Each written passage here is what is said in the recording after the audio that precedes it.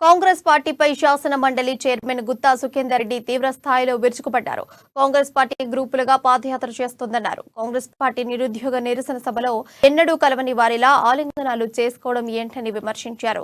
నిన్నటి సభలో సిగ్గు లేకుండా తామంతా కలిసి ఉన్నామనే సంకేతం ఇచ్చారని, నిన్నటి కార్యక్రమంలో ఎవరి గుంపులు వారివే వారెక్కడ కలిసినట్టు అని ప్రశ్నించారు. భువనగిరి ఎంపీ కోమటిరెడ్డి వెంకటరెడ్డి మతిస్థిమితం లేకుండా, సందర్భం లేని సమయంలో స్థిరత్వం లేకుండా తనను విమర్శించారని మండిపడ్డారు. ఈర్ష్యా భయంతో చరిత్రను మర్చిపోయిన ఆయనను నల్గొండలో తన మిత్రులు భూపాల్ రెడ్డి ఓడించలేదా అని నిలదీశారు. 5 ఎకరాల భూమి ఉందన్న కోమటిరెడ్డికి హైదరాబాద్ లో విల్లాలు, ఇతర ఆస్తులు ఎక్కడవని అడిగారు.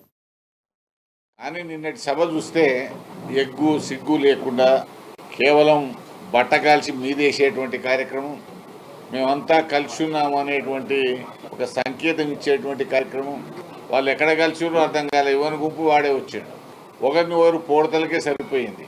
ఇక భువనగిరి పార్లమెంట్ సభ్యుడు, గతంలో నల్లగొండకు ప్రాతినిధ్యం వహించినటువంటి శాసనసభ్యునిగా పనిచేసిన వెంకటరెడ్డి గారు స్థిరత్వం లేని, మతి స్థిమితం లేని భాష, ఆయన సంభాషణ, ఆయన ఉపన్యాసం సందర్భం కాదు, అవసరం లేదు.